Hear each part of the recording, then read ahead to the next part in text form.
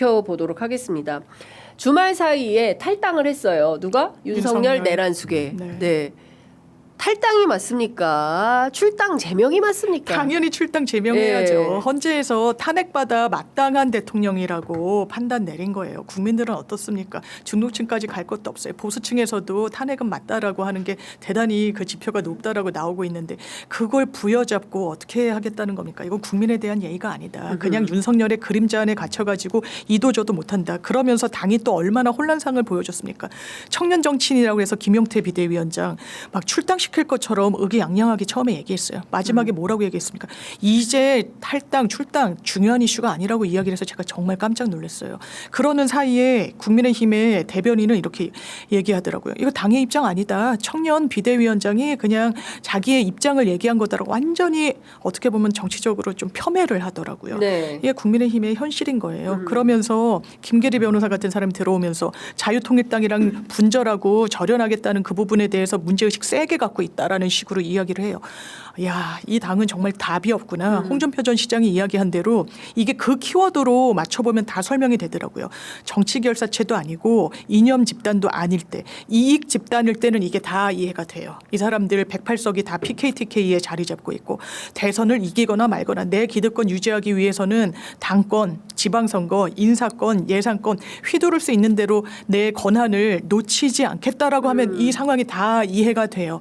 이런 사람들이에요. 그러니까 자당에서 이익 집단이라는 얘기가 나오는 거예요. 네. 예. 어떻게 보셨어요?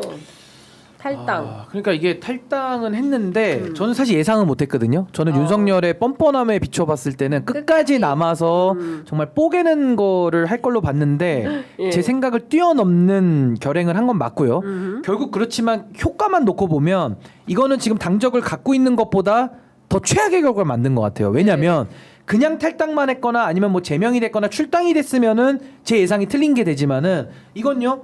본인이 탈당을 하면서 동시에 김문수 지지 선언을 해버렸거든요. 네. 그러니까 윤석열 없는 윤석열 당을 만들어 버린 거예요. 그래서 어떻게 보면 탈당은 했지만 그 탈당으로 인한 정치적 효과 내지는 국민의힘과의 절연 이런 거는 전혀 담보되지 않는다.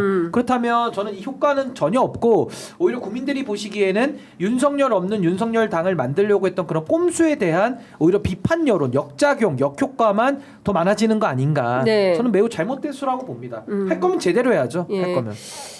근데 참 다른 거 다 떠나서 전체주의 독재를 막고 자유민주주의와 법치주의를 지키기 위한 마지막 기회다. 저는 내란 속의 윤석열 씨가 어떻게 이런 선거 규정을 할 수가 있는 건지, 그러니까 이 사람의 인식은 대단히 그릇돼 있다. 네네. 본인이 전체주의를 하려고 했던 거 네, 아닙니까? 맞습니다. 손바닥에 왕자 쓰고 나왔을 때 그때 우리 국민들이 알아봤어야 됐는데 그때는 워낙 진영이 치열하게 붙다 보니까 그냥 넘어간 거예요. 그래서 0.73% 표차로 당선이 됐고 당선되자마자 대통령실 이전부터 해서 얼마나 많은 논란을 2년 반 동안 급기야 비상계엄으로 스스로 이제 문을 닫고 내려온 당을 뽀갠 거 맞습니다. 맞아요. 국민의힘이 맞아요. 지금 무슨 공약 정당으로서 지켰어요. 쥐약 먹었기 때문에 포기해야 된다 그랬는데 쥐약 제가 먹었- 쥐약 먹으면 검증을 못했고 바퀴냐 바퀴벌레까지 들어봤지만 쥐약이냐 쥐약이냐. 뭐 알약이냐 못 알약이. 들어봤고 그거 못 들어봤고 네. 근데 이제 어쨌든 윤석열 씨는 결국 본인 공약은 이행 중이죠 지금. 네, 포기하는 그러니까요. 일에 열심입니다. 네, 그러니까 지금 전체주의 독재를 하려고 했던 본인이 아무 문제의식이 없이 지금 법치주의, 자유민주주의를 해치고 있는 사람이 당사자잖아요. 그래서 지금 오늘 재판받고 있지 않습니까? 예? 벌써 4번째 재판 받고 있는 거 아니에요. 그러니까 망상이란 이야기가 나오는 거예요. 예. 어떻게 자유민주주의 체제를 감히 그 입에 올립니까? 예. 12월 3일 대한민국의 아주 평온한 밤에 본인의 망상에 근거해서 이 전시사변에 준한다고 착오해서는 군을 보낸 거 아니에요. 거리로 시민들 앞에 선관위로 국회로. 네. 그러면서 어떻게 자유주의, 민주주의 누가 허물었습니까? 본인이에요. 친위 쿠데타 하려고 했던 거 아닙니까? 무슨 계속 보수 유튜버들과 소통하고 이러면서 사실상 망상에 젖어서 대한민국을 너무너무 어렵게 만들었어요. 네. 경제를 그냥 바닥치게 만들었고 한미동맹 저 이제 국민의힘에서 입에 올릴 자격도 없다고 생각해요. 미국에 알렸다고 합니까? 아니요. 미국은 전혀 몰랐다는 거예요. 지금 남북 대치 상황인데 미군들 주둔하고 있는데 미국에 단 한마디도 하지 않고 그리고 참모들한테 전화했더니 전화를 씹은 거 아닙니까? 이러면서 지금도 한미동맹을 입에 올리고 체제전쟁이 맞습니다. 지금 체제전쟁이에요. 지금 국민의힘과 윤석열 일당이 허물어버리려고 하는 자유민주주의 공화주의 체제를 민주당이 지켜내야 돼요. 이미 너무 망가뜨렸어요. 맞습니다. 이거는 정말 우리가 21세기에 목도할 수 없는 광경을 윤석열 씨가 보여줬어요. 네. 이거 회복해야 됩니다. 근데 체제전쟁이에요. 본인이 체제를 지키기 위해서 김문수 후보를 두둔하고 응원하겠다고요. 아, 저는 진짜 용서할 수가 없다 이런 생각이 댓글창에 들어요. 장변 올쏘. 네. 근데 저는 하나만 더 추가하면 네. 이게 제가 아까 말씀드렸던 검조 논법이라고 검찰과 조선일보. 조선일보식 논법, 그 검조 논법이라고 네, 검조. 오늘부터 부르겠습니다. 아, 또 이게 드림연구소 발동하네. 야, 예. 검조 논법. 그게 뭐냐? 예를 들게요. 네. 윤석열이 가장 잘하는 게 뭡니까? 검사 시절에 뭘 제일 잘했죠? 검찰에서 피해자 가해자 바꿔치기를 제일 잘했어요. 네. 그거를 본인이 대통령 돼서도 똑같이 했죠. 예를 들면 뭐 본인이 이 새끼 저 새끼 얘기하면서 뭐 바이든 쪽팔려서 어떡하지 했더니 MBC 기자한테 뒤집어 씌우고 그렇죠. 그 피해자 가해자를 바꿔친단 말이에요. 이게 이제 검찰이잖아요. 프레임인데 네, 프레임 검조 논법. 네. 조선일보가 뭘 제일 잘하죠? 과거에 전 노무현 대통령 연설 중에 가장 기억에 남는 게 이인재 후보가 좌익 빨갱이론으로 그 노무현 대통령 공격할 때 노무현 대통령이 그럼 내 아내를 버리란 버리란 말입니까? 말입니까? 하면서 동아일보와 조선일보는 민주당 경선에서 손 떼라는 연설을 맞아요. 합니다. 예. 그때도 왜 그런 말씀 하셨겠어요? 프레임으로 노무현 후보를 떨어뜨리려고 그 작업질을 하니까 이 맞습니다. 검조 논법에 저항하신 거거든요.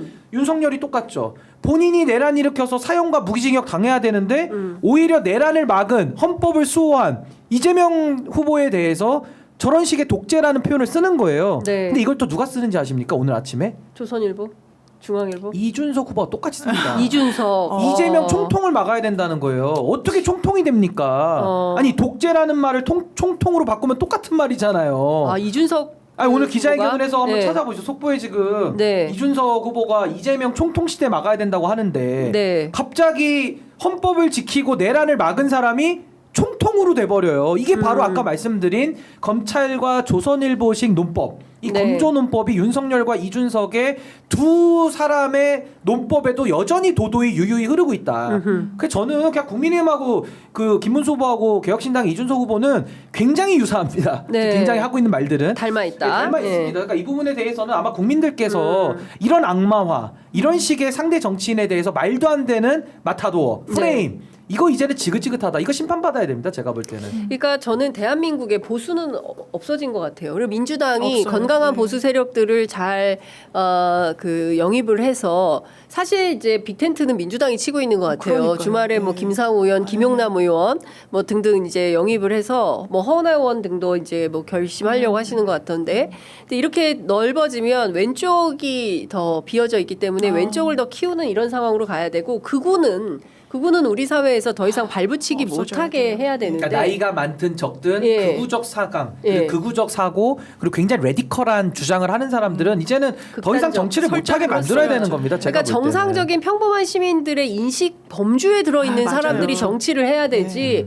여기서 멀리 떨어져서 매우 극단적인 생각을 하는 사람들이 자기 정치 욕심 때문에 국민을 대상화하고 도구화하는 도구화하는 이런 정치에 우리가 동원돼서는 맞아요. 안 된다. 네. 그런 정치 이미 끝났다라는 얘기를 우리가 계속 하고 있는데도 신 변호사님 보시기에는 이준석 후보가 그런 극단주의, 극우적 행태를 범하고 아니 있다 이렇게 보시는 윤석열의 거죠? SNS에 자유민주주의 독재를 막자, 이재명 막자와 이준석 후보가 오늘 총통을 막자는 말이 어떻게 다르죠? 저는 같게 보이거든요. 네. 아니, 다르면 다르다는 걸 이제 설명을 해야 될 의무가 생기는 건데 네. 아니 내란을 막은 사람을 헌법을 지키겠다고 그 군인들 계엄군이 오는데 담을 넘고 총칼 앞에 맞서서 민주당의 대표였잖아요, 이재명 후보가. 네네. 뭐 이재명 후보 혼자 막은 건 아니지만 다 같이 이제 리더십을 발휘한 건데 어떻게 그런 분에 대해 가지고 고맙다 내지는 내란 일으킨 윤석열은 죄송하다. 그리고 이준석 후보 같은 경우는 자기는 담은 비록 못 넘었지만 이재명 후보 덕분에 우리가 선거도 치르는 거니까 그렇죠. 고맙다. 이게 정상 범주예요, 우리가 그렇죠. 얘기한. 예. 근데 지금 그때 윤석열이는 계엄 해제 요구안 들어가지도 않았죠. 문 밖에서 소리만 지르고. 시끄럽다고 이제 임마라는 말을 했던 것 같은데, 그러니까 결국에는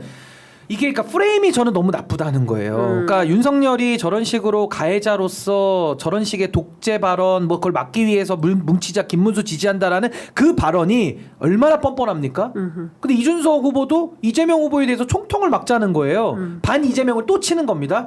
이런 식의 악마화 정치 그리고 민주주의를 말살하는 반정치, 정치 사망 네. 이것만큼은 이제 대한민국 사회가 용인해서는 안 되는 한계 지점에 왔다. 네. 전 이 부분을 우리가 확인해야 된다고 봅니다. 그러니까 참 걱정입니다.